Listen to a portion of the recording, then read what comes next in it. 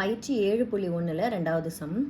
ஒரு முக்கோண வடிவ நிலத்தின் பக்கங்கள் முறையே 22 மீட்டர், 120 மீட்டர் மற்றும் 122 மீட்டர் எனில் வயலின் பரப்பளவை கணக்கிடுக.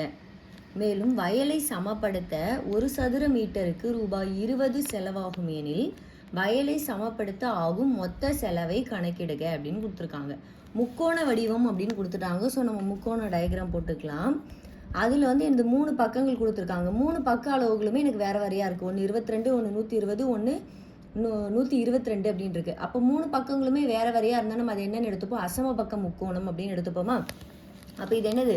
அளவுகள் என்னது? நான் ஏபிசி அப்படின்னு இதை வச்சுக்கிறேன். ஏ 22 மீட்டர் அப்படின்னும் தமிழையும் எழுதிட்டு இங்கிலீஷும் எழுதிருக்கேன். பி 120 மீட்டர்னும் சி 122 மீட்டர் அப்படின்னு வச்சுக்கிறோம். இது ஒரு அசம பக்க முக்கோணம். அசம பக்க முக்கோணத்துக்கு நமக்கு ஃபார்முலா என்னது? Root of S into S minus A, S minus B, S minus C. அதுக்கு முன்னாடி நம்ம என்ன கண்டுபிடிக்கணும்? எஸ் கண்டுபிடிக்கணும் இல்லைங்களா? எஸ்ஸோட ஃபார்முலா என்னது? S equal to A plus B plus C divided by 2 அப்படிங்கிறது. அப்போ அந்த 3 அளவுகளை எழுதிக்கலாமா? A 22, B 120, C 122 divided by 2. இப்போ இது எல்லாத்தையும் கூட்டினா நமக்கு என்ன கிடைக்கும்னா 264 டிவைடட் பை 2 அப்படின்னு கிடைக்கும். இதை அப்படியே அடிச்சு கொடுத்தீங்கன்னா 1 2 3 2 6 2 2 4 132 அப்படிங்கிறது கிடைக்கும். அப்போ நம்ம எஸ் என்ன கண்டுபிடிச்சிட்டோம்? 132ங்கிறத கண்டுபிடிச்சிட்டோம். இப்போ அப்படியே டேரெக்டாக அந்த 132 எஸ்ங்கிற இடத்துலலாம் 132ன்னு ஃபார்முலாவில் சப்ஸ்டியூட் பண்ணால் நமக்கு ஆன்சர் கிடைச்சிடும். இப்போ ஃபார்முலா என்னது? ஏ பரப்பளவு. அசம பக்க முக்கோணத்துடைய பரப்பளவு ஃபார்முலா என்னதுன்னா A equal to root of S into S minus A, S minus B, S minus C. Sங்கிறது என்னது? 132. அடுத்து 132 A ஓட வேல்யூ 22. அடுத்து 132 B ஓட வேல்யூ 120. அடுத்து 132 Sங்கிறது. C 122. கழிக்கலாமா? 132 132ல் 22 போச்சுன்னா 2க்கு அப்படியே 2 0 போயிடும். 3ல் 2 போச்சுன்னா 1, அப்படியே 1 வந்துடும். 110. 132ல் 120 போச்சு அப்படின்னா மீதி 12ங்கிறது கிடைக்கும். 132லேருந்து 122 போயிடுச்சுன்னா மீதி 10ங்கிறது கிடைக்கும். இப்போ நான் இது மொத்தமாக பெருக்கினேன் அப்படின்னு வச்சுக்கோங்களேன். பெருக்கிட்டு நீங்கள் அதுக்கு வர்க்கம் எடுத்தீங்க அப்படின்னா அது ரொம்ப கஷ்டமாக இருக்கும். அதனால் நான் என்ன பண்ணிக்கிறேன்? இது எல்லாத்துக்குமே நம்ம இப்படி எல்சிஎம் எடுத்துருவோம். இப்போ 132க்கு நான் எல்சிஎம் எடுக்கிறேன். என்ன கிடைக்கும்? 2 தடவை அப்படின்னா 66ன்னு வரும். திருப்பி 2 அப்படின்னா 33ன்னு கிடைக்கும். அப்புறம் நான் 3 வாய்ப்பாட்டில் போட்டேன்னா 11ன்னு கிடைக்கும். போட்டாச்சு. அடுத்தது 110க்கு எடுங்க. 10 வாய்ப்பாட்டில் ஒரு தடவைன்னு வரும். திருப்பி இங்கே 1 வரும். திருப்பி 10 ஒரு 10 10ன்னு வரும். மீதி 1 வரும். திருப்பி ஒரு 10 10ன்னு, அப்போ 10 11ன்னு வந்துடும். அடுத்து 12க்கு எடுக்கிறேன். 3 நாங் 12. திருப்பி 2 வாய்ப்பாட்டில் போட்டோன்னா 2ன்னு கிடைக்கும். அடுத்து 10 அப்படிங்கிறப்ப என்னது? 2 வாய்ப்பாட்டில் போட்டோன்னா I2 10ன்னு கிடைக்கும். இப்போ நமக்கு இந்த கிடைச்சது பார்த்தீங்களா அந்த அளவுகள், இதை மட்டும் எடுத்து எழுதுங்க. என்னெல்லாம் கிடைச்சிருக்கு? 2. ஸோ இங்கே இருக்கிற அளவுகள்லாம் எடுத்து எழுதிடுறேன். 2 2 3 11 எழுதிட்டேன். அடுத்து 110க்கு என்னலாம்? 10 × 11. இப்போ 10 × 11 எழுதிட்டேன். அடுத்து 12க்கு என்னது? 3 2 2. அப்போ 3 2 2ங்கிறது எழுதிட்டேன். அடுத்து இங்கே இருந்து என்னது? 10ங்கிறது எனக்கு ஏற்கனவே இங்கே ஒரு 10 இருக்கிறதுனால நான் இதை அப்படியே டேரெக்டாக என்ன பண்ணிக்கலாம்? 10 அப்படின்னே வச்சுக்கலாம். இப்போது நமக்கு வர்க்கம் அப்படின்னா அந்த வர்க்கத்துலேருந்து நம்ம வெளியில் எடுக்கிறப்ப என்ன பண்ணுவோம்? 2 நம்பருக்கு ஒரு நம்பர் எடுப்போமா? இப்போது 64 அப்படிங்கிறது ரூட் எடுக்குமா? என்னது? 8 8 64. அப்போ ஆன்சர் என்னது? 8ன்னு கிடைக்குமா? ஒரு நம்பர் 2 நம்பருக்கு ஒரு நம்பர் எடுத்து எழுதுவோம். அதுதானே நமக்கு இந்த வர்க்கம், இந்த ரூட் அப்படிங்கிறது. இப்போ நான் என்ன பண்ணுறேன்? இந்த 2 நம்பருக்குலாம் ஒரு நம்பரை வெளியில் எடுத்துடலாம். இப்போ 2 2 இருக்கா? அதுக்கு நான் ஒரு 2 எடுத்துக்கிட்டேன். அடுத்து இங்கே ஒரு 3 இருக்குது, இங்கே ஒரு 3 இருக்குது. இந்த 2 3க்கு ஒரு 3 எடுத்துக்கிட்டேன். அடுத்து இங்கே ஒரு 2 இருக்குது, இங்கே ஒரு 2 இருக்குது. இந்த 2 2க்கு ஒரு 2 எடுத்துட்டேன். அடுத்தது இங்கே ஒரு 10 இருக்குது, இங்கே ஒரு 10 இருக்குது. இந்த 2 10க்கு ஒரு 10 எடுத்துட்டேன். அடுத்து இங்கே ஒரு 11 இருக்குது, இங்கே ஒரு 11 இருக்குது. இந்த 2 11க்கு ஒரு 11 எடுத்துட்டேன். பாருங்கள், எல்லாமே போயிடுச்சு. இப்போ நம்ம இதை பெருக்கும்போது ரொம்ப ஈஸியாக இருக்குல்ல? நீங்கள் இதை உட்காந்து பெருக்கிட்டிங்கன்னா ரொம்ப டைம் ஆகும். அதுக்கப்புறம் அதுக்கு திருப்பி வர்க்கம் எடுக்கணும். இது நமக்கு ஈஸியாக கிடச்சிரும். இப்போ என்னது? 3 2 6 அப்படின்னு கிடைக்கும். 6 2 12. 12 அப்படின்னாலே 120ன்னு கிடைக்கும். 120ஐயும் 11ஐயும் பெருக்கினீங்கன்னா நம்மளுக்கு என்ன கிடச்சிரும்? 1320 சதுர மீட்டர் அப்படிங்கிறது கிடச்சிரும். இது எனக்கு என்னது? ஏ அப்படிங்கிற பரப்பளவு. ஆனால் கொஸ்டினில் இன்னும் எக்ஸ்ட்ரா என்ன கொடுத்துருக்காங்க? ஒரு சதுர மீட்டருக்கே 20 ரூபா செலவாகுது அப்படின்னா அப்போ 1320 சதுர மீட்டருக்கு எவ்வளோ செலவாகும்? 1320 × 20ன்னு போட்டோம்னா நமக்கு என்ன ஆன்சர்? 26,400 ரூபாய் அப்படிங்கிறதான் அதுக்கு வந்து என்னது அந்த வயலை சமப்படுத்துறதுக்கு ஆகக்கூடிய செலவு அப்படிங்கிறது. ஃபார்முலா மட்டும் தெரிஞ்சிருச்சு அப்படின்னா நம்ம கடகடன்னு போட்டோன்னா ஆன்சர் கிடச்சிடும்.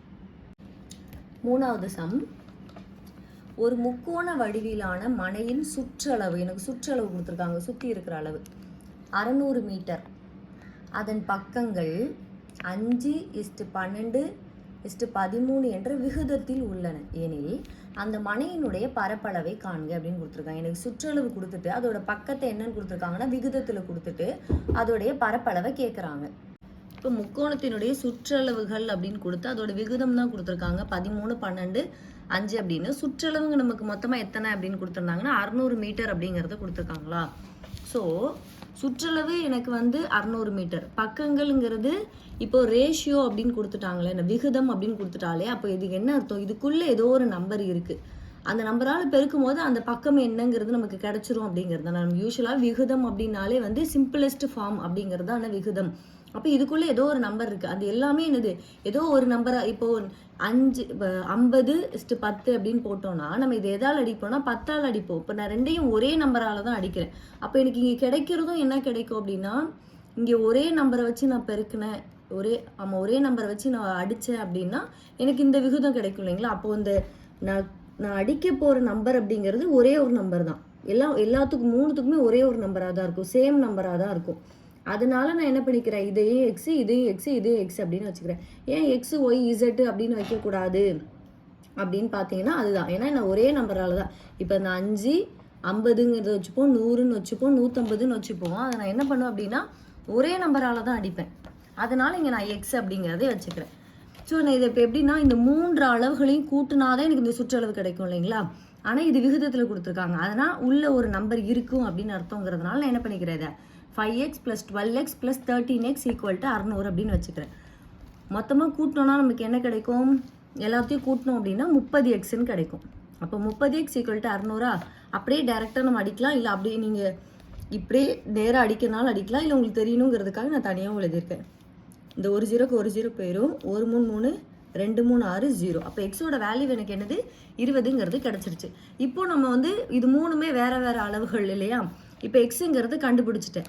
இப்போ இந்த விகிதத்தில் கொண்டு போய் அதை சப்ஸ்டியூட் பண்ணுவோமா. அப்போ 5x = 5 × 20 100ன்னு கிடச்சிருச்சு. அடுத்து 12x 12 × 20 240ன்னு கிடச்சிருச்சு. அடுத்து 13x 13 × 20 260 அப்படிங்கிறது கிடச்சிருச்சு. இப்போ என்னது, இப்போ எனக்கு என்னுடைய முக்கோணத்தினுடைய அளவுகள் என்னவாயிருச்சு, எனக்கு 100 240 260 அப்படிங்கிற மாதிரி எனக்கு ஆயிடுச்சு.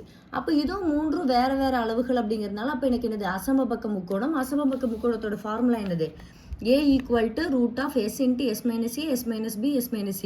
எஸ் நான் கண்டுபிடிக்கணும், ஏன்னா எனக்கு ABC மட்டும் தான் தெரியும். நான் இதை ஏன்னு வச்சுப்பேன், இதை பின்னு வச்சுப்பேன், இதை சின்னு வச்சுப்பேன். ஸோ எஸ்ஸோட அளவு கண்டுபிடிக்கணும்னா s = a + b + c / 2 அப்படிங்கிறது. ஏங்கிறது 100, பிங்கிறது 240, சிங்கிறது 260. அப்போ சப்ஸ்டியூட் பண்ணுவோமா. 100 + 240 + 260 / 2 அப்படின்னு போட்டோன்னா மொத்தமாக இதை கூட்டினீங்கன்னா 600ன்னு கிடைக்கும். / 2 அடிச்சுன்னா என்ன கிடைக்கும், 300. 1 2 3 2 6 இந்த 2 0. அப்போ எஸ்ஸோட வேல்யூ 300ன்னு கிடச்சிருச்சு. இப்போது இந்த ஃபார்முலாவில் நம்ம என்ன கொண்டு போய் சப்ஸ்டியூட் பண்ணுவோம், எஸ்ஸுங்கிற இடத்துல 300 போட்டு ஏபிசி போட்டோம்னா நமக்கு ஆன்சர் கிடச்சிரும்.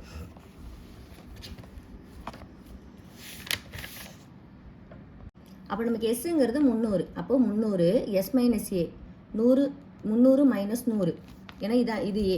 அடுத்தது பி வந்து 240, எஸ் வந்து 300 300 - 240. அடுத்து சி வந்து 260, எஸ் வந்து 300. அப்போ 300 - 260ன்னு போட்டோம்.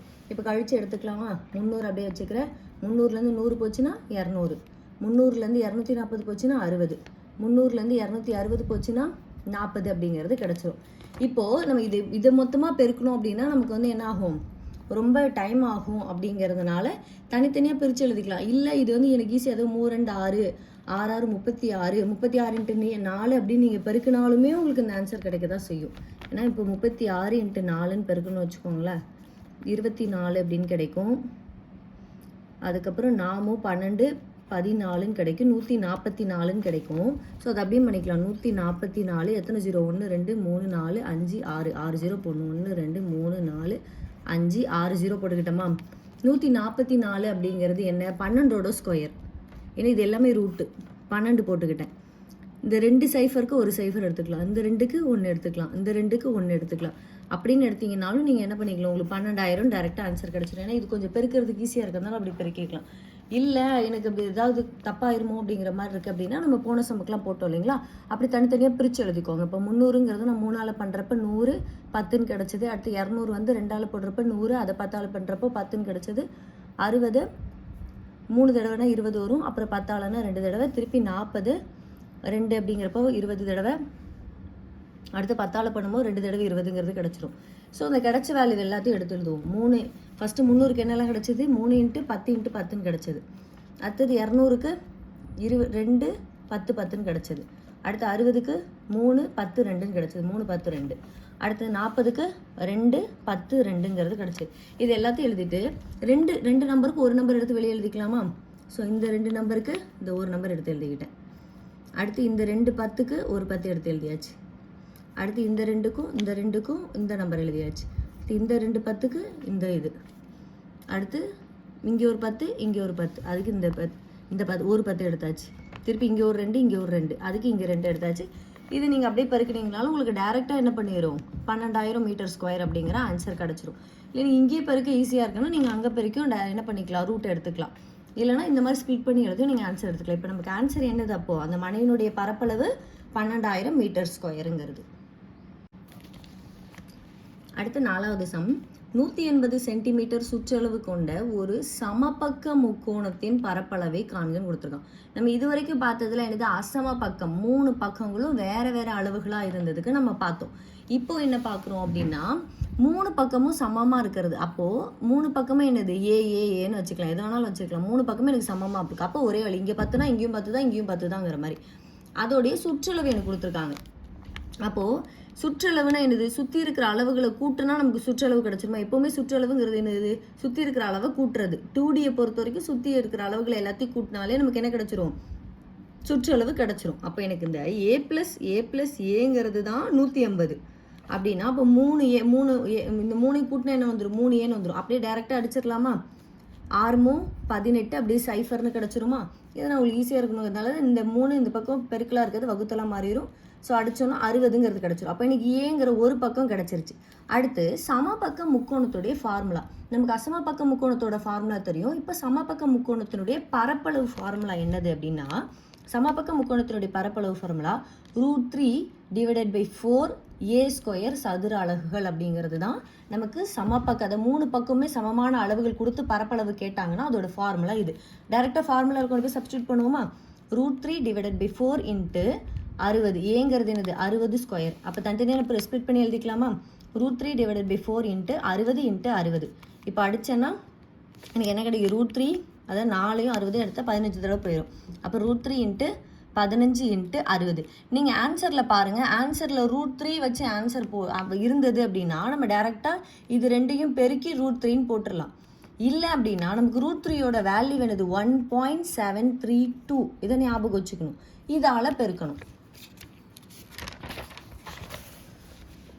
ஸோ எனக்கு என்ன அப்படின்னா அந்த 2 நம்பரையும் நான் 15யும் 60யும் பெருக்கினேன்னா எனக்கு 900ன்னு கிடச்சிருக்கு √3. இங்கே √3ன்னு எனக்கு ஆன்சர் கொடுக்காதனால என்ன பண்ணுறேன், √3யோட வேல்யூவை போட்டு நான் பெருக்கிறேன்.